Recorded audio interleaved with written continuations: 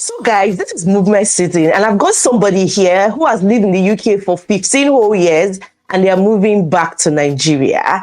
Guys, they are done with the UK, and she's moving back with her 5 children, in fact, with her whole family back to Nigeria. And I really want to know the reason behind this bold move, because, guys, this is huge, and I'm sure you guys are also eager to hear the reason why they are making this bold move. So I'll let her introduce herself right now, and we can get started. So hello, everybody. Thanks for having me on this channel. My name is Bumi Akomolafe. I'm a mother of 5. I've lived in the UK for 15 years. I'm also a working professional. I'm a social worker, and I'm also a trained nurse. So thank you for having me. Thank you so much for coming, and we can't wait to hear all about it. How did you move to the UK, and what has living in the UK been like for you?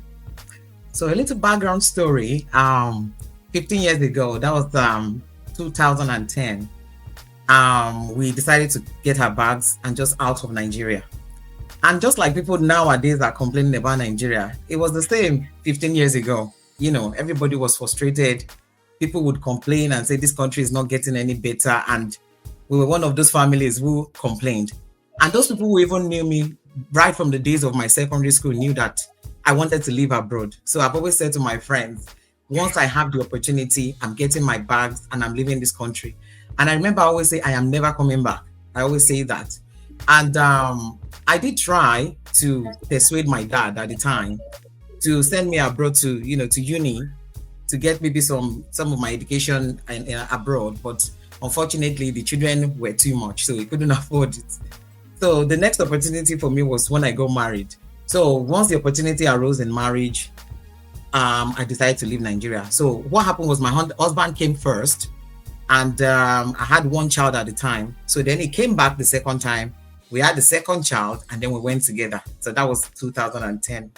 Yeah, so that's the background story. Okay, so how has living in the UK been for you? Have you had a good experience or a bad experience, or generally, how has it been for you? It's been mainly good, I would say. Good to the point that I would not discourage somebody else from coming. So if I'm not in the position to discourage somebody else from coming, it means it's, mainly good. UK has been a very lovely place for me, and I've met a lot of great people in this country.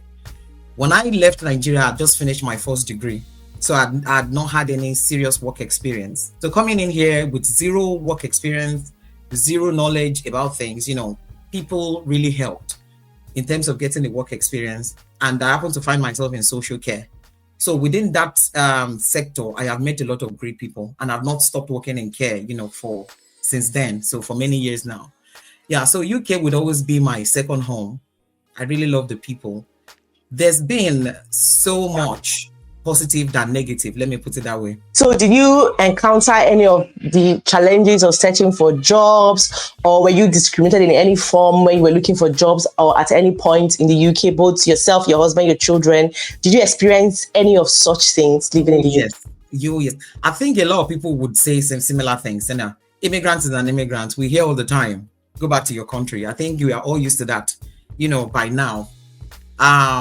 When we just came, I think it depends on how prepared you are actually when you're coming. The level of preparation that you've made determines the kind of landing that you get when you arrive in any foreign or Western country you're going. Especially in a country where when you convert your Naira to their currency, it doesn't take you that far. We didn't have anything to sell. So, but we came with the little that we had, from the savings we had from my husband's salary. And I remember we arrived in London, and it was so difficult to afford things. So one of the challenges we had earlier on was we arrived at a family member's house. And the issues that always arise from people living in people's houses. We didn't stay there for more than a month. But the experience I had there was one of the I would say very early negative experiences I've had in the UK that really got me discouraged. And then from then we managed to look for a place which was a house of multiple occupancy. I said that in one of my videos actually. And then it was so weird, from coming from a flat of our own in Nigeria where we had all the flat to ourselves to a point where we had to share facility. That was so hard for me with having 2 kids. I remember I would have to keep shushing the children to stop shouting because every time they'll come and knock on my door to say, can you keep the noise down? So those kind of things were frustrating for me. So I think those early experiences, because from then on, we then moved into another house. I remember it was almost like somebody's basement or something, like somebody's garage that they converted into like a small room with facility inside there. And I remember I used to see, that was my very first time of seeing mold. The mold that comes up on it. So I'm like, it wasn't even bad like this in Nigeria. What am I doing here? I think at that point, if I had something to go back to in Nigeria, like a property or some investment, I think I would have just carried my bag then and I would have just gone back. But like a lot of people find themselves today, that they can't just up and move back to Nigeria because they've not gotten what they came here for. Family members will complain to say, you don't call us, you don't talk to us. But that was our own phase of, the struggle, the hardship where most people kind of go through before then they start to find their feet. Yeah, so those are our earliest experiences. Yeah, I think it's better with time. Yeah, typically it takes around 5 years for people to settle down.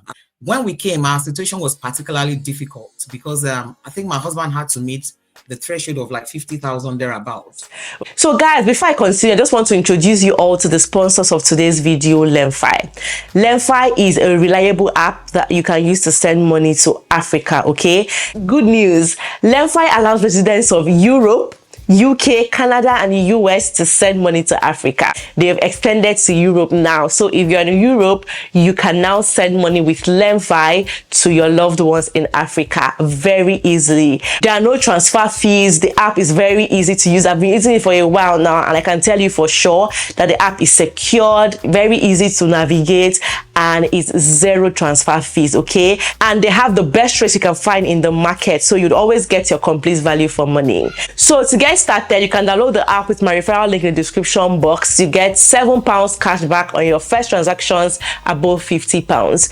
Alternatively, you can download the app directly from the Apple App Store or Google Play Store and enter my code TOCHI to benefit from this offer. So please start using LemFi now to send money to your loved ones. Download the app immediately and don't forget to use my code TOCHI. Now back to the video. Okay, my situation was particularly difficult because I think my husband had to meet the threshold of like 50,000 thereabout with the highly skilled program then. And we came with the last batch, so they had increased the money up to that much. And I remember how much of a struggle it was to find a job that could pay that amount of money. So we had to combine jobs. Like he had to do like 2 jobs, even 3 jobs sometimes. Even with the professional job he was doing, he had to do extra night shift and things. So it was so hard to come up with that money. And then I remember that the renewal was in 3 stages. So the first time, second time, and third time, and paying for like family of 4. At that time, I think we were paying about 10,000 each time to renew. So we didn't have anything to our names. We didn't have anything. We were just working and handing the money over for the first 5 years of those 15 years. And looking back at that time now, because it was like that period was never going to end, I am glad that we went through that, because I am happy today that we are a lot more settled to the point that we can be thinking about going back to Nigeria. So yes. So it got easier. Now, having established that it was mostly good for you, why are you then going back to Nigeria, especially with your kids? That's a very deep one, In fact, I don't even know how to respond now after all the kind of things that people have been saying. But I think it gets to a point where you need to start to live for yourself.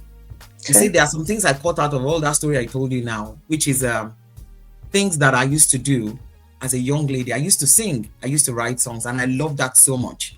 And when I came to the UK, I joined a church where I sang a little bit. For me personally, singing has always been my calm, like a way of, so if I go like everywhere, do all my shift on Sunday morning, I'm looking forward to that worship time when I'm going to hold the microphone and sing. And that helps me to keep calm, but since moving out of London, I've not had that opportunity. That's one. Secondly is the children. I'm telling you, see the first 2 I brought from Nigeria, one was 3 and the other one was 1 when we left Nigeria. So they still had a little bit of that. In fact, my firstborn, she still understands our language today. She might not be able to speak it fluently, but she understands just from the little that she picked up from Nigeria. So, the kind of way that I raised the other 2, I was more hands-on.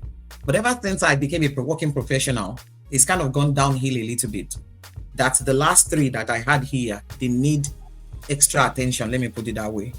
Obviously, with my line of work, I do know a lot about safeguarding. I do know a lot about what the government requirements is when it comes to raising children and things like that. So, and I know what things are allowed and what things are not allowed.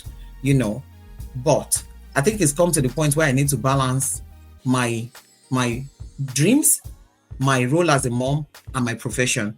And I think juggling that over time has taken that toll on me personally, on my mental health. So the whole Nigeria thing just kicked into motion when I had my last baby. Because up until that time, I just finished my nursing degree. And the month at which I finished my nursing degree, I was just applying for jobs to say, okay, I'm going to come out of social work and I'm going to go into nursing and just have maybe 6 months experience before I think of what next to do. I didn't even get that chance. That was the month we discovered that we are expecting another child. So I was like, no way. Yeah. So I just put everything on hold. I was like, there's no way I am going to be combining having a little baby with going to work on the wards. Because those 2 years of education that I had was so tough that I know that there's no way, as a mom with a young baby, there's no way I'm going to go through that level of stress. So I just thought to myself, if I'm going to wait for this baby now to become 18 before I can free myself and then go and live my life in Nigeria, then I would be how old? So that plus and minus, I just thought, no, I'm taking my bag and I'm going back to Nigeria with all of them, with 3 of them at least. If I'm not going with the first 2, I'm going to go with the with the last 3. So yeah, so that's where we are at the moment. Okay, so how did they take the news? How did they? Yeah, you see, the first 2, I think they've gotten to the point where they have a mind of their own, if I'm not going to lie. The first one just turned 18 and the other one is going 16 in April. So they've gotten to the point, because the 16-year-old, and I was hoping that it would come with me at least to maybe just have maybe 1 or 2 years of university in Nigeria, or just have his first degree and then come here and do his master's. That was what I thought he would be agreeing to. But then he made the valid point of, all my friends are here, this is the life that I know, I don't want to lose that friendship. I don't want, so I said, okay, I don't want to force any of the children, especially the first 2 who have already formed their own mindset. I don't want to force them. If they're happy to stay in the UK, then that's fine. So one of the things we are juggling now, because of the things that people have said, and because it's been so long that we've been out of Nigeria, is, do we kind of adopt a style where we go softly? So maybe one parent goes first with 3 of the kids, whilst one person stays back for maybe like a year or something, and see how we settle down, and then the other person can then, move over. So we are still at that stage where we are weighing the 2. But the first one is heading for university, so it wouldn't be wise to uproot her from the system and bring that. But they will come to visit, so they'll be coming to visit us. Wow. So aren't you worried about the fact that this move is going to divide your family? Because some people are in Nigeria, some are here. Aren't you worried about that? Yeah, I wouldn't lie to you. I'll be very honest. I am 100% worried. But then I kind of put everything on balance. I'm grateful that I can carry my bag and come back to UK anytime I like, which is the bonus, I won't be advising anybody to make this kind of move, if they weren't settled. You get what I mean? Like if somebody comes, the people who are here, we do have some people who they reach out to us and we advise them that if I were you, I will not. I know you are frustrated, you want to leave the country, but I will not advise you to go if you have 3 more years to stay here and get your settlement, instead of you just upping and moving like that. So I would not have taken that move if I had not settled down here. So if I'm missing my family, or if I can just carry my bag and just come back here and see them, or they come over there to see us, so that's the joy of dual nationality. Okay, that makes sense. Yeah. So the other 3 children are okay with moving to Nigeria with you? They don't have any problem with it? Yeah, in fact, one of them is she's so in love with Nigeria to the point that she's already learning the language. The tiny one is a baby, so that's the perfect time for her to be going. And then the only one I'm slightly concerned about is the one who is just entering into high school. So, but I know that, with support over there, because I know Nigerian children are a little bit ahead in terms of, the academics in Nigeria. So he's doing well here. I know with a little support in Nigeria, with maybe regards to extra lessons and things like that, he should be able to thrive among his mates. Yeah. Wow, this is really good. But I just want to ask something. Aren't you like, worried for fear of the unknown, like going back to Nigeria after being away for more than 15 years now? Like, what am I going to face there? How am I going to survive there? What's happening? Aren't you scared? Even with everything we're hearing on the media, how hard Nigeria is and everything. Are you not worried about all of that? Yeah, I am worried, like every other normal person would be. The good thing that's come out of this video, since just sat down in front of camera and I said, I'm going back to Nigeria. And since uploading that video, I have met like more than 600 people online, reaching out to me to say, some people will say, oh yes, give it good, let's go, and others are like, oh, are you sure you really want to do this? And a lot of them also are like, I want to leave Nigeria and you want to come back here. What are you coming here to do, So it got to the point that we had to kind of have groups. We have 2 WhatsApp groups actually now. We have one we call Jakpada group and we have one we call Japa group. So the Jakpada group are for a group of people who from all over the world who want to go back to Nigeria like us, and they've been saying a lot of things. So there I find that encouragement. People bring stories there. And then luckily we've met a lot of people too who have just recently gone back and have settled back in Nigeria. Some people went back last year. Some people just even went last month. So people are settling there and they are telling us first-hand information, how things are. So some people even sent us photograph of our garden today where she's plucking natural vegetables and things like that. So I'm looking at all this, but I'm like, these people have children as well. We have somebody who's just going to register their child in the boarding school somewhere. And they've just recently moved back too.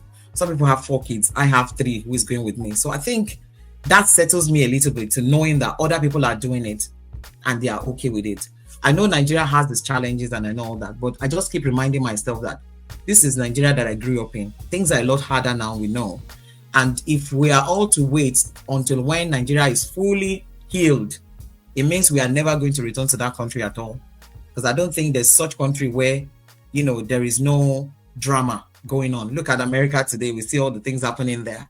It's just wherever God protects us, wherever we go, we just pray for God's protection. So that's what I can say about that. I know that challenges are there, but with God on our side, we'll be okay. Yeah. I had this kind of chat with somebody as well who made the bold move at that.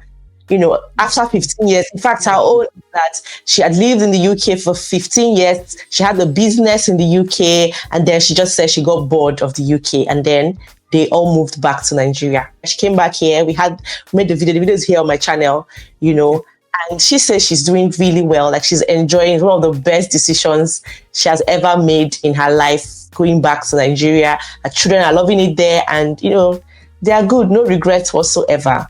So like you said, if people have done it and they are okay, then you'll be fine too. Yeah, definitely. The plan is to go first sometime this year, just to take all the family to visit, see how we settle in, how they love it, maybe for a few weeks, and then we come back and then we decide when precisely we are getting our bags and leaving. So this year is for documenting all those UK experiences, and that's what we just display on our channel. Hopefully, after you've made the move, maybe 1 year after, we're going to have you here again to ask you how. I can't wait. We won't regret it. We really regret it. We've got a lot of people coming with us as well, so we will enjoy it. We'll do everything we can to plan, and then we'll pray. Put everything you need in place. Yeah. So we wish you all the best, and we pray and hope that you have a soft landing in Nigeria. And just so much. Be happy. That's the most important thing, for you to be happy and fulfilled. Yeah. Do you have final words for us? Any advice for people in the UK planning to move, or those just in the UK with no plans of moving back? Yeah. From your experience in the UK so far, being somebody that has lived here and you're successful, do you have any advice for people like us, for us who are just starting life? Yeah, so all I can say is, I saw a video, I will answer that by saying this. I saw a video pop up online and somebody said the best decision they made was leaving Nigeria 3 years ago, and they don't have to worry about electricity, bad roads and all that. And I thought to myself, I would say the same to 3 years ago. And today I'm not saying the same thing. So I would just advise people to have that open mind, because I can assure you, it does take a toll on you after a while. People have just come in, they say, no, I'm never going to go back. Oh, you're so crazy for going back and all that. But I think after a while, it does start to settle in. And as you're getting older, you start to think about, this is all my children will ever know. This is all my children will ever know. So that rings on my mind, and I'm like, no. And then when I think about retirement as well, I think it's time for us to start, diving towards that side. So be open-minded. Don't close that chapter altogether, because I think you will need it at some point. Thank you. I think for most people, the aim initially of relocating abroad is just to come work for a while and then just go retire in Nigeria or go back to Nigeria and invest and just live happily. But as time goes on, you just discover that, I think, it's getting bad in Nigeria. It just begin to change their mind with time. And deviate from the original plan.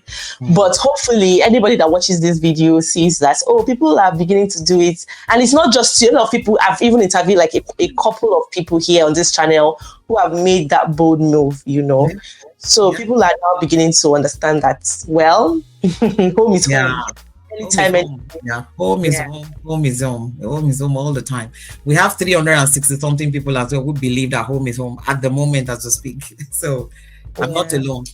So just to encourage people out there, always make sure you look back for the sake of your children. Okay. Thank you so much for coming. Thank you so much. Thank you for sharing the inspiring story with us. Do well to visit her channel, Akomolafe Family Channel. Okay. That's my last name, just Akomolafe, as it shows on the screen. Yeah. Akomolafe Family Channel. Yeah, she has shared, other details there. Okay. So thank you everyone for watching. I'll see you guys in my next one. Bye-bye.